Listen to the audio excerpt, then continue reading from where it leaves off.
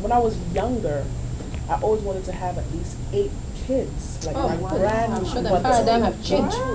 I used to dream that. Now I don't want any kids at all. And I don't take it as something negative. I just see that there's so many out there that needs help who don't have a parent figure, a guardian, or anybody in life. So what's the sense of going to make more when you can help who's already there? But that's my personal That's a very opinion. good, thank you for sharing that.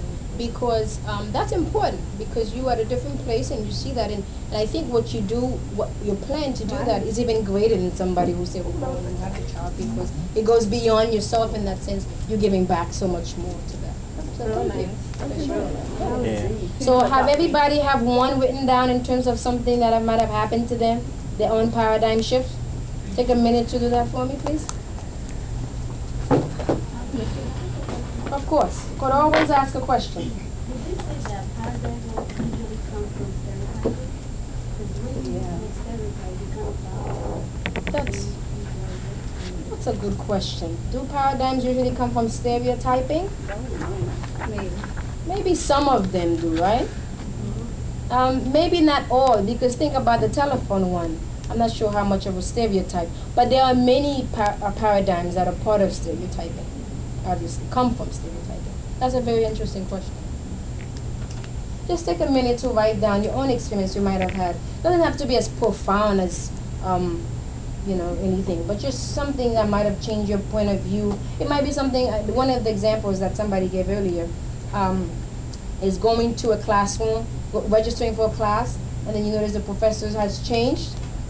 And many people, of course, that's not a good thing. You get very angry and unhappy. But the student said, well, she was going to drop the course. She decided to stay in the course, and eventually, she did fine. It was a lot of work and had to change her attitude a little bit, but she ended up doing okay.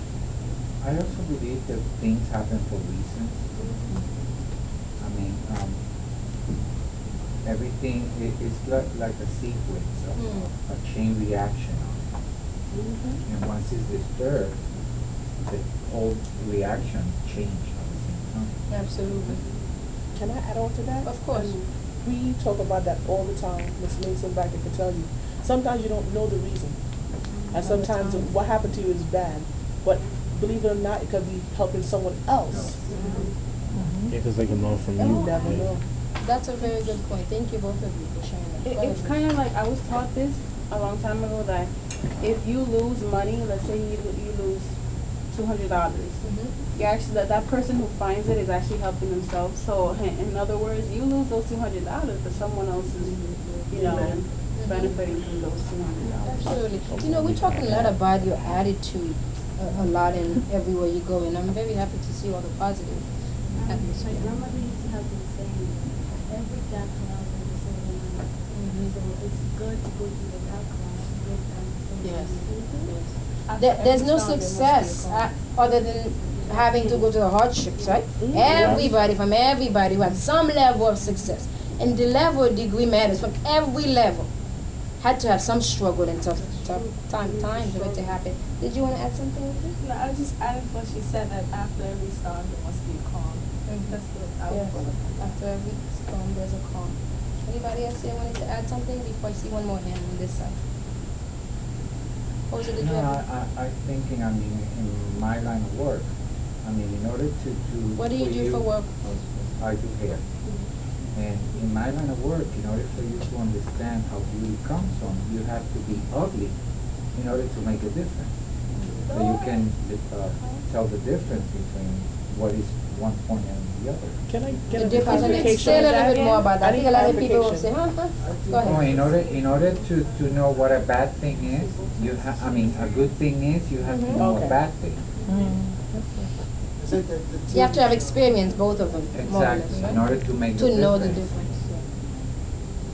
Yeah, like some people, they get upset because, they're having a bad day or something happened to them, and the other person's having a good day, and you're all upset and thinking about what happened to you, and then you're trying to tell the person what's happening, and they're like, it wasn't that bad, and you're like, no, you weren't there, like, you don't understand how bad it is, and it's just because you're going through it, the other person hasn't experienced it, so you can't, like, expect them to know exactly what you're doing. Absolutely. Thank you. You wanna share I something? love this topic. Just excuse me. And no matter what you're going through, there's always someone out there going through something worse. That's true. Yeah. There's a saying that if you're hungry, you pick up, you climb a tree, you pick a banana, and you peel the skin, you throw it on the floor, and a man passes and pick up the skin and eat it. So there's always somebody. There's always going somebody through else it. wants to eat it.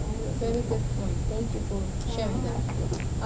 We're gonna now do a little bit of an exercise. The guy who was cleaning the table took my bottle of soda and water. I'm gonna have to borrow it. I'll give it back. When you think about it, right? Pretend there's soda in here. He took my soda and water. I have it on the table. We're gonna pretend, right, Pauline? If I'm standing next to you right now, pretend this soda. Pretend this, right? Which bottle would you prefer that I open? The water. The water. The water. Tell us why. You shake the soda when you shake it. What is Speak it? louder, everybody can hear you. When you shake the soda in a bottle and you open it, it usually comes out the phone. It will, and it will get you all dirty and so on, right? Sticky. Sticky and all of that. Think about the water bottle and the soda bottle as people you may know, right? One is someone who's very reactive, right? The content in the bottle definitely liquid, but different consequences, right? Different choices. Think about someone who's reactive. Can you think of someone? Just take a minute. You don't have to give us their name, right? Who like to be around someone who's reactive? You like to be around someone like that? Depending on the situation. Depending on the situation, right? But most of us would probably say we don't like being someone who's reactive, right? And what kind of reaction are we talking about? Like a volcano. Like a volcano ready to explode on anything. Yeah. Don't forget, she said she keeps mama's like that, so when she explodes. When she explodes, she did say that. That's Yes, true. so Yes, her. yeah. That's Please. the Okay, you've heard of the term proactive and reactivity before. I'm sure people talk about proactive. Obama's been using. Everybody is using proactive and reactive. Okay. What comes to mind when you think about proactivity in language? We heard some of it here today, I think, and reactive. What did we hear? A little bit. Say it louder. Self-regulation a little bit. Tell us more. You think before you act. Proactivity. More. Anybody else want to jump in and add something to that? You're a good listener. That's a very good part of it. Being optimistic. Not judging until you know. It's about the language that you use. I am very mindful about my language that I use. Do I use it consistently all the time? Of course not. No one does. But if, for example, not to pick on the people who've said it, but some people say they hate X, Y, and Z, right? Or I suck in math. I don't like math. I'm not good at this. You know, all the negative talk sometimes. What do we do when we use this kind of language? Bring down yourself. You bring it on yourself. You bring it down. What else, Jesse? You bring it on yourself. You bring down yourself. You bring it down to yourself. What else? You believe it. You demotivate yourself. What else? All good words. You believe it. You believe it. What else? You might Shanika? fail. You know, I wanted to say something. Go I ahead. have an aunt who, she has, like wrinkly skin. She has wrinkly skin. So she refuses to wear skirts or dresses. Everything she has on is pants. And we're in Florida and it's burnt, it's hot. And I'm like, why don't you put a dress on? You know, you'd be cooler. No, I have wrinkly skin. Oh, I hate my skin. I'm like, why do you keep putting yourself down? I'm not putting myself down. I only say it to you because I know you. And I'm like, that's still putting yourself down. Just saying it. Exactly. I'm Just like, saying you it out already loud. know- You already know You that has that internalize problem, it. So why do you keep saying it? She says it doesn't do anything to her when she says It sure does, right? It becomes her reality too, right? In some level. Sure. You become a A victim. victim. Victimization. You hear that term a lot. In terms of repeating negative stuff. That doesn't mean you should go around with your head in the air all the lot. That's not always a good balance also. People who are happy-go-lucky, everything is hunky-dory kind of thing all the time. But the idea is that you need to be mindful of how positive you are in terms of your thinking. That's important. I did say we don't do all those habits because of time. I want to jump now a little bit to the begin with your end in mind as far as the mission, right? I'm going to read one to you very quickly. It's the mission of a college. I want to see if you can guess whose college is this. Blank College prepare students to become leaders of our global society by offering a rigorous education in the liberal arts and sciences under the guidance of a faculty dedicated to both teaching and research. Students graduate with ability to think, critically address complex problems, explore various cultures, and use modern technologies and new information resources. With a faculty and student population that reflects an exuberant diversity of New York City, Blink College provides an unusually rich education. Lehman. Queens College, why did you guess Queens? That's me. That's you, right? That's, what were you gonna say? Brooklyn. Brooklyn, it's because of the liberal arts part, maybe a little Because bit. diversity is not. But you know what? I went through all the different colleges as far as their mission statement. Some of them you would notice is different because Baruch will put something about business, John Jay put something about criminal justice, so that's how you knew. But more or less the meat of it is essentially the same. More or less. Diversity, you know, everything that I just read to you is essentially the same. Oh, it's on the internet. You can have it actually.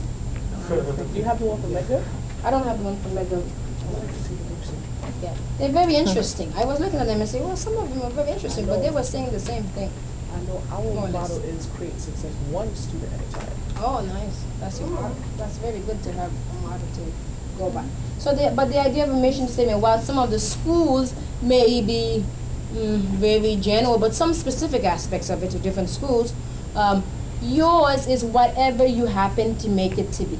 It's your own to do that, and we'll do that in a little while. But when you think about it, right, why do we need a mission statement? Whether individuals or companies or schools, why do we need them? This Jesse? is like it helps to understand like what your goals and objectives are. They help define you, your goals and objectives?